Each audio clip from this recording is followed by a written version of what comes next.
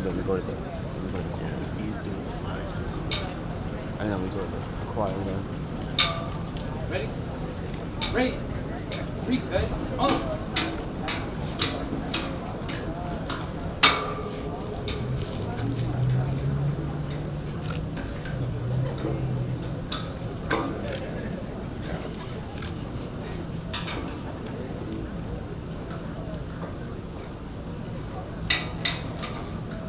Order. On.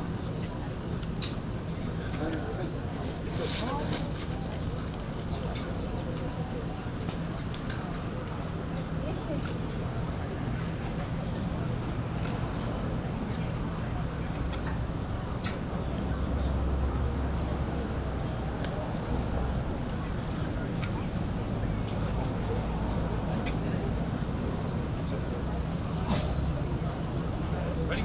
Face. Forward. March. Left. Left. And left.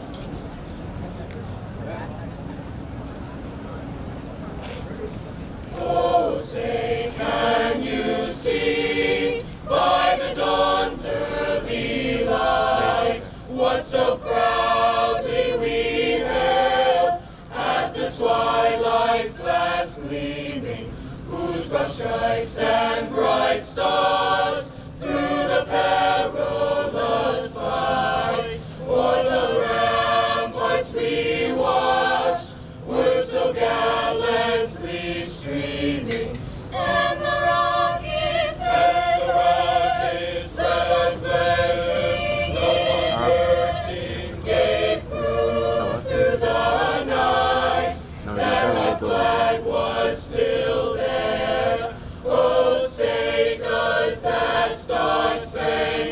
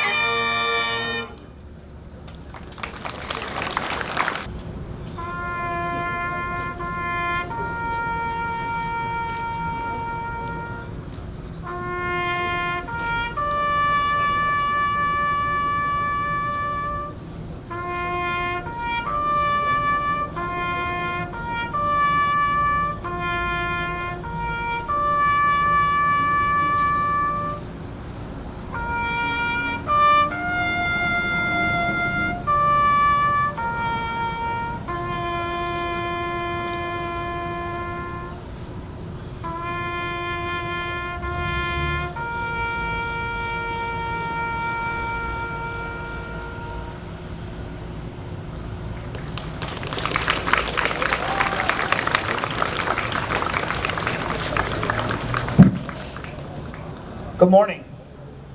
I want to thank you all for coming out today for Patriot Day 9/11 Remembrance Ceremony. It was a day 21 years ago, very much like this day, a September morning around this time, on a crystal clear blue September morning, that 9/11 occurred and those tragedies that many of us older folks remember, and I'm sure you've all heard about. Today we're going to hear from some speakers that work right here at Liberty High School and their experience that day and in the aftermath. But first I'd like to take a moment to list for you the events of that day, hour by hour, as they happened. At 5:45 a.m., hijacker Mohammed Atta and Abdul Aziz Al-Omari aborted a flight from Portland International Jetport in Maine, later connecting to American Airlines Flight 11 at Boston Logan International Airport. 7:49, Flight 11 takes off. 8:15, United Airlines Flight 175 takes off from Boston, bound for Los Angeles. At 8:20, American Airlines Flight 77 takes off from Washington Dulles International Airport. 8:24, aboard American Airlines Flight 11, Atta broadcasts a message to air traffic control. Quote, "We have some planes. Just stay quiet and you will be okay." The captain of Flight 175, United Airlines pilot Victor Saraceni, picks up Atta's transmission from Flight 11 and informs Federal Aviation Administration. 8:37, Boston Air Traffic Control Center alerts the Air Force's Northeast Air Defense Sector to Atta's message. Air National Guard jets are mobilized and follow Flight 11. 8:42, United Airlines Flight 93 takes off from Newark International Airport. 8:46 a.m., Flight 11 crashes into floors 93 through 99 in the North Tower of the World Trade Center. Responders mobilized. 8:50 a.m., President George Bush is notified of the attacks while visiting an elementary school in Florida. 8:52 a.m., a flight attendant on Flight 175 informs United Airlines operators that the flight has been hijacked. 8:59 a.m., Port Authority Police Department Sergeant Al Donova orders the Twin Towers to be evacuated. 9:03 a.m., United Airlines Flight 175 crashes into floors 70.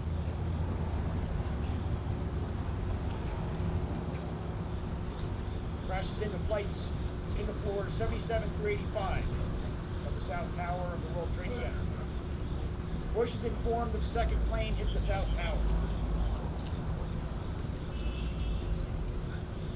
9:12 a.m.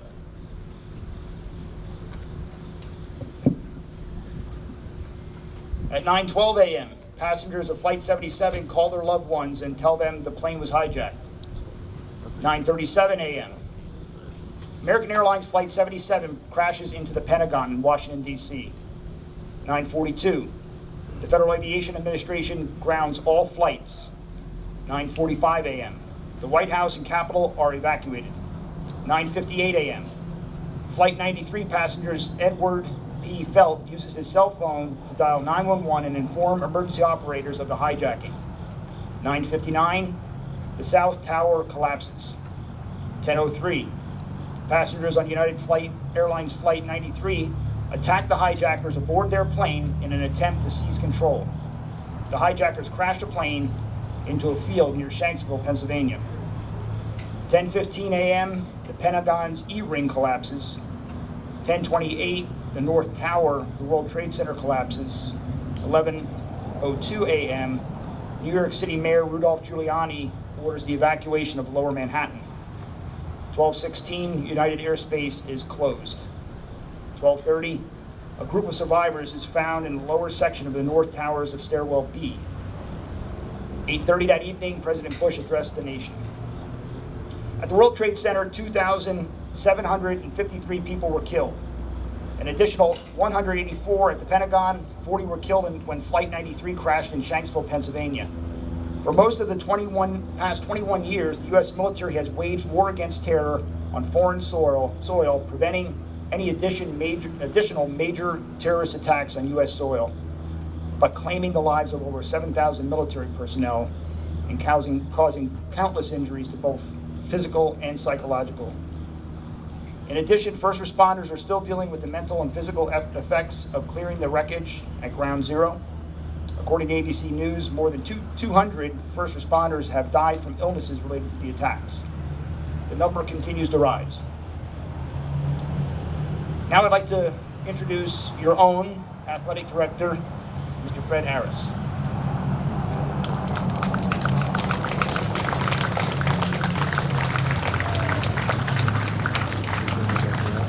We remember.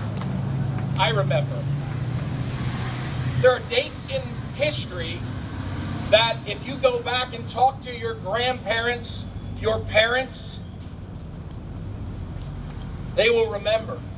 December 7th, 1941, a day that will live in infamy in the history of the United States of America. That date is the day that the Imperial Japanese Army and Navy and Air Force attacked the United States at Pearl Harbor, leading to the United States entry into World War II. My grandparents remember that and exactly where they were that day. In fact, I spoke to many folks who went to Liberty High School and asked them, where were you on December 7th, 1941? They were here. In the afternoon of December 7th, now December 8th, because of the time difference, the entire school gathered in our auditorium, and this information was announced, and many, many left that day to never return, to go and support the United States in World War II. It was a day that if you were from that generation, you know exactly where you were and what you were doing. November 22nd, 1963 is a date that my parents know exactly where they were and what they were doing. They were in high school. And they gathered in their high school auditorium in Williamsport, Pennsylvania, to be told about the assassination of the president. September 11th, 2001.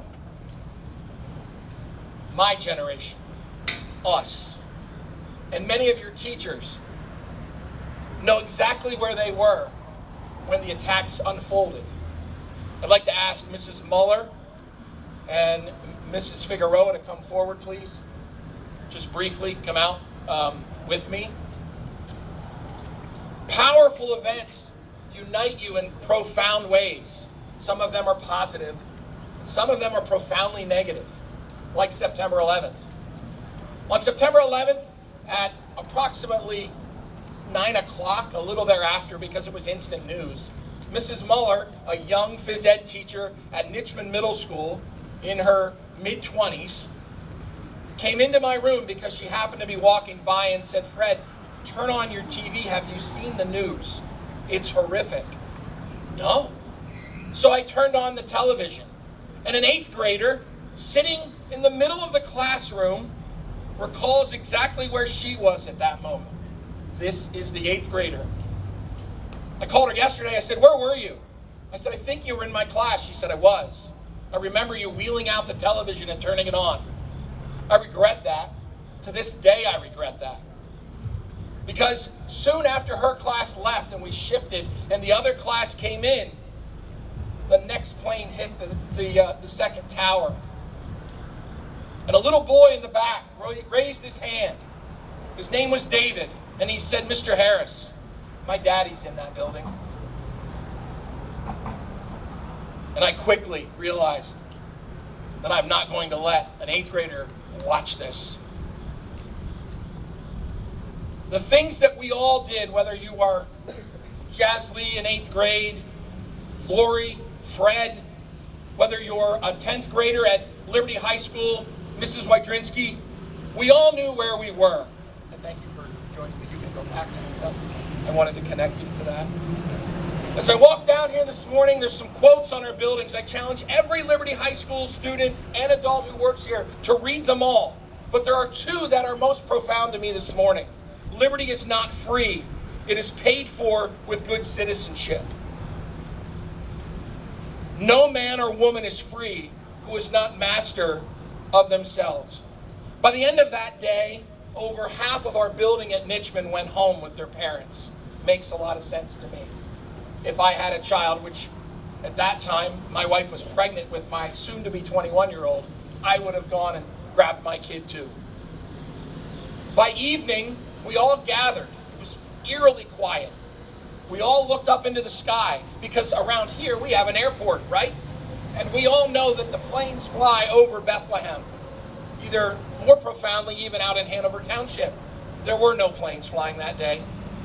They all had stopped. They stopped across the country. By evening, we gathered in large groups here in Bethlehem, in churches. And we wondered why. Why did this happen? Why? I remember Gordon Maurer, former mayor of Bethlehem, standing up in front at the Advent Church in Hanover Township saying, why? He was angry. 21 years later, we start to realize why. And as Mr. Wookter and I talked about this morning, there's no really black and white answer to most things that occur in life. But the reality is that you need to challenge yourself to find out why. If you really want to remember, don't just listen to the news, but dig behind it and realize what motivates and drives people to do such drastic and awful things. History, if we don't study it, we are doomed to repeat it. It's sad, but I think true, that an event like this, December 7th, November 22nd, or September 11th, will happen within your generation as well. History has proven that that is the case, sadly. But you can do something about it. You see, we're at our 50s, some of us, or our 40s. We're counting on you, our leaders of tomorrow. We're counting on you to ask why. We're counting on you to lead even better, and hopefully better than those that have come before us. We're counting on you to serve our country. We're counting on you to be a first responder. We're counting on you to be a doctor, a lawyer. We need some really good politicians right now. We all know it. We're counting on you. Why do we remember? I remember. We remember. Why do we remember? We remember in hopes that you won't forget. You weren't alive. We forget that sometimes. This is the 21st year of September 11th. If you ask any of us, it seems like it was yesterday. It's been 21 years. None of our students were alive then.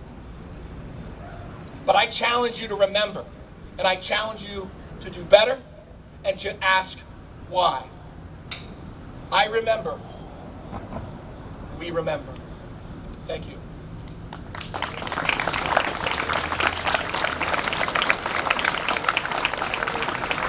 Now I'd like to introduce one of our own, Mr. David Ambrose, Social Studies teacher, Liberty High School. He's going to need a shot on this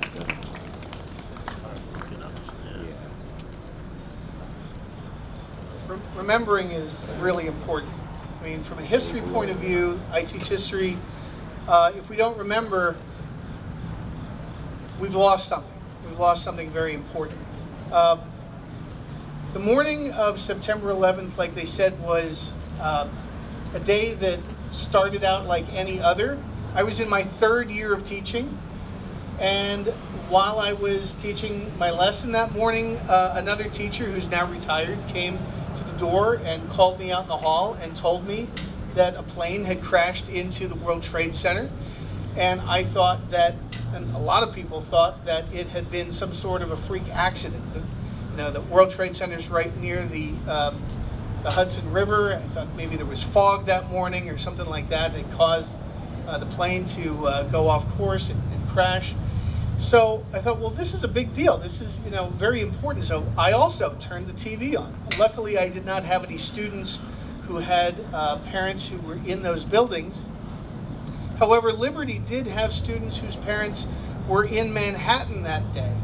And there were a lot of students who came down to the office to use the phones. There weren't as many kids with cell phones back in those days.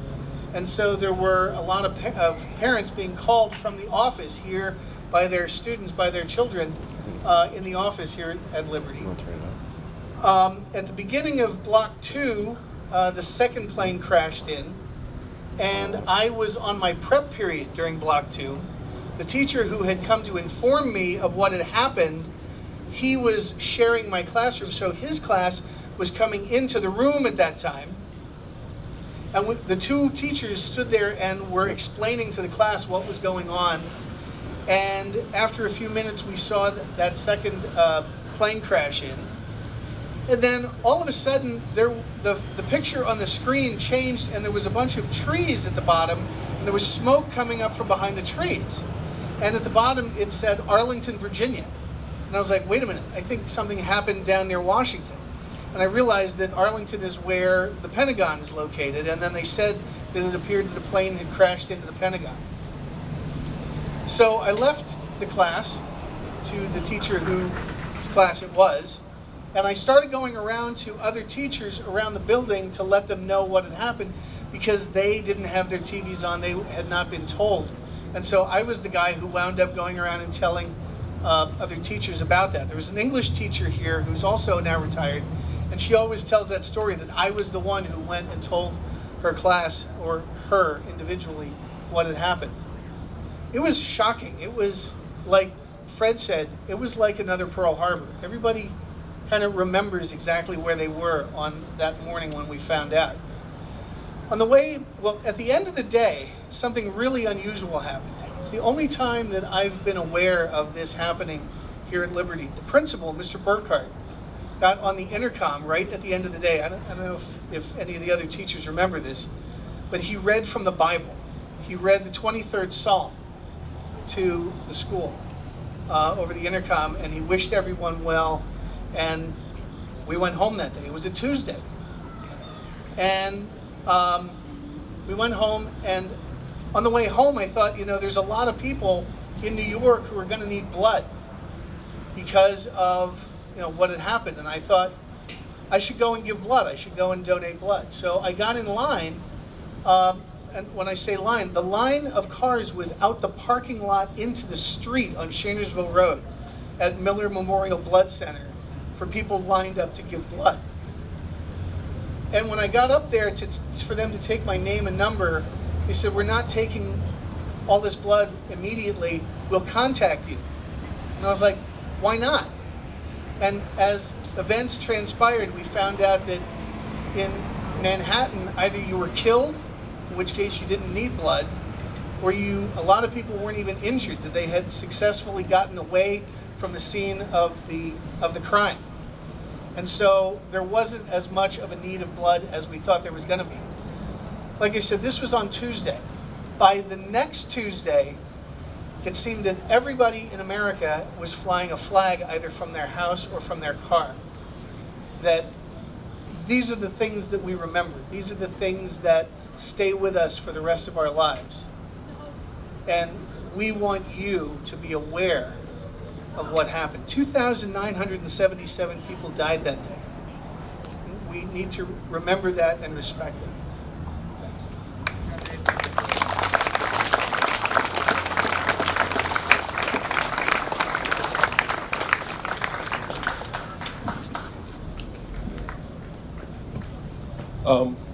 Just want to take a moment and thank both our speakers this morning. I want to thank our band and our chorus, and our first responders, and our military who are here today to help us commemorate this.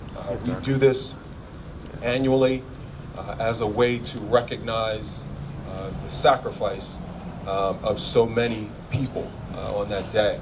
And I know when you're 14, 15, 16, 17, 18, it's hard to connect to something that happened so long ago. But I want to just say this briefly.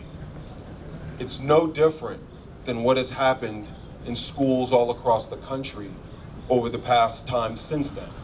Uvalde, Parkland, all these different mass school shootings that have happened, all these horrible events that have happened in communities all over the country. And Mr. Harris said that you should question why. Well, I'm going to attempt to give you a word that defines why these things have happened. And we often think about this word as kind of a bad word. We don't really say it often.